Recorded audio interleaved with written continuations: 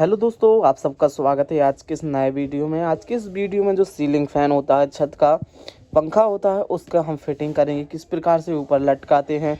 क्योंकि इसमें जो फिटिंग के सामान निकलते हैं, जो डाउन रॉड होती हैं, उनमें लगाने के में कुछ गलतियां हो जाती हैं, तो लास्ट में समझ आने लगता है कि ये गलती हो गई, तो बार बार हमें खोलना और लगाना पड़ता है। तो आपका टाइम वेस्ट नहीं होगा। आज की इस वीडियो से आप सीख जाएंगे किस प्रकार से एक बार में आप इस प्रकार के सीलिंग फ़ैनों को या कोई से भी सीलिंग फ़ैन होते हैं, सभी को एक ही जैसा फिटिंग किया जाता है।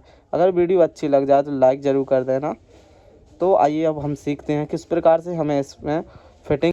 तो जब हम कोई भी सीलिंग फ़ैन लाते हैं तो उसमें एक तो ये ब्लेड के लिए अलग बॉक्स मिलता है, तो इसमें ब्लेड होती हैं, और एक बॉक्स मिलता है जो मोटर होता है, इसमें फ़ैन का मोटर होता है हमारा।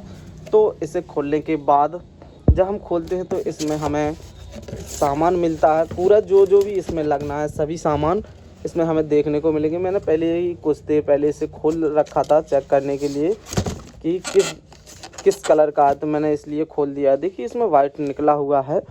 एक तो ये हमारा मोटर निकला है और इसमें एक जो रॉड होती है, इसी का कनेक्शन थोड़ा कठिन रहता है, तो ये इसे डाउन रॉड बोलते हैं। एक जो डाउन रॉड भी निकलती है और इस प्रकार से पैच भी निकलेंगे। जैसे इसमें एक डिब्बी निकली है, इसमें पैच रखे हुए हैं सारे के सारे, और अलग अलग पैकिंग से आते हैं। कुछ सीलिंग फ़ैन में अलग प्रकार से होते हैं और कुछ में अलग प्रकार से ऐसे ही डाल दिए जाते हैं। तो अब हम इसे खोलेंगे कि इसमें किस प्रकार से निकले हुए हैं। देखिए जी, एक तो जो ऊपर लटकाने वाला निकला है और भी इसमें डले हुए हैं। तो दोस्तों, जो इसमें एक जो डाउन रॉड निकली हुई है, इसमें बहुत ही छोटी निकली हुई है, शायद 9 इंच की निकलती है, लेकिन मुझे इसमें लंबी डाउन रॉड रखनी है। तो देखिए जी, डाउन रॉड मैंने लंबी निकाल रखी है और ये टोपियाँ भी इसी के साथ निकली थी, तो मैंने पहले से फिट कर लिया है कि लंबा वीडियो ना हो। तो जैसे जब जो डाउन रॉड लगानी होती है, इसमें फिटिंग करनी होती है, तो डाउन रॉड का एक हिस्सा कटा होता है, जो इस प्रकार से देखिए कटा हुआ है, इस प्रकार से नहीं कटा हुआ है, इस तरफ नहीं कटा है। तो जो कटा होता है उसे इस तरफ लगाते हैं, तो जी इस प्रकार से हमारी लगेगी। तो एक टोपी को हम इस प्रकार से डालेंगे नीचे तरफ से, एक को इस प्रकार से डालेंगे कि जी ऊपर के लिए कवर कर दे, और जी नीचे के मोटर के जो पैंच होते हैं इस प्रकार से इसे कवर कर दे। और जो एक वायर जो डली हुई है, जो मैंने डाली हुई है, तो इस वायर को जो एक छेद होता है, इसमें 3 छेद होते हैं, दो यहाँ पर दिए गए हैं इसमें छेद, और एक छेद यहाँ पर दिया गया है। जी आप देखिए, जो छोटा सा छेद दिया गया है, तो मैंने यहाँ से डाला है इस वायर को। 2 वायर डालते हैं, 2 वायर का कनेक्शन करता है जो न्यूट्रल फेस होते हैं, और मैंने इस छेद से निकाल लिया है, इस कटे से ऐसे ऐसे करके निकाल लिया है। अब इसे हम सीधा यहाँ पर इस प्रकार से फिट कर देंगे। इसके पहले जो यहाँ पर एक नट लगा हुआ है, इसे खोल देंगे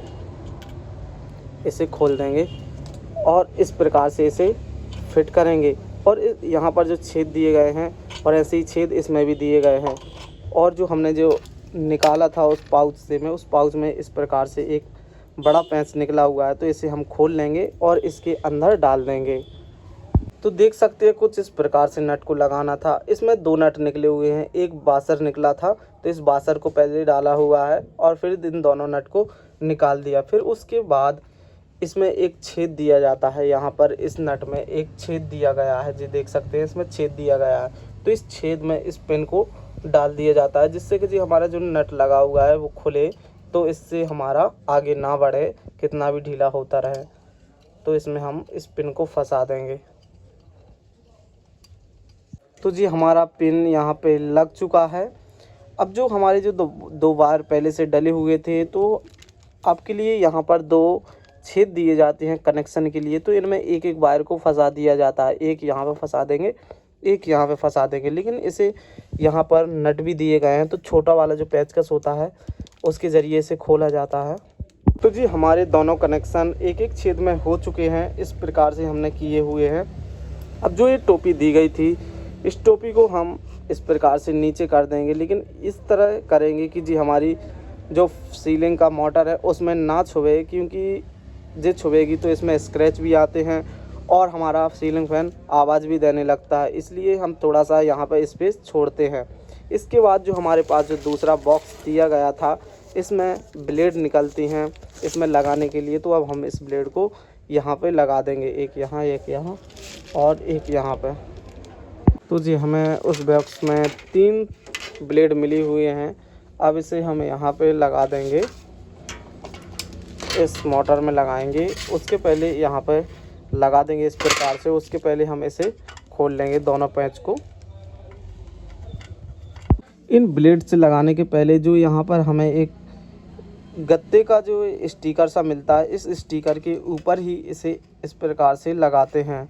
और जो हमारे जो 2 पैच थे उन दोनों पैच को यहाँ पर टाइट कर देंगे और इसी प्रकार से सभी तीनों को हम कर देंगे। मार्केट में 4 ब्लेड वाले भी पंखे आते हैं, उन्हें भी इसी प्रकार से कनेक्शन किया जाता है जैसे इस प्रकार से इसमें हम कर रहे हैं।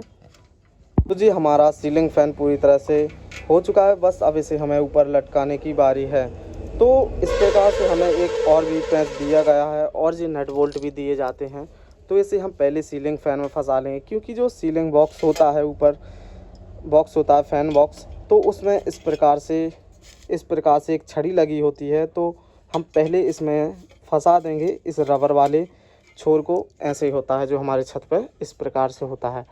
तो पहले हम इसे फंसा लेंगे और फिर जो हमारे इसमें छेद दिए गए हैं तो ऐसे हो जाएगा। तो यहाँ पे ऐसे लगा देंगे, इस प्रकार से छेद मिला देंगे और फिर जी इस छेद में हमारे जी डाल दिया जाएगा इस प्रकार से। तो जी हमारा सीलिंग फ़ैन पूरी तरह से लटका रहेगा। इसी प्रकार से कर देते हैं। और जो 2 वायर होते हैं, इन 2 वायर को जो हमारे कनेक्शन के लिए होते हैं, तो एक वायर को इसे लगा देते हैं और एक वायर से इसे कनेक्ट कर देते हैं।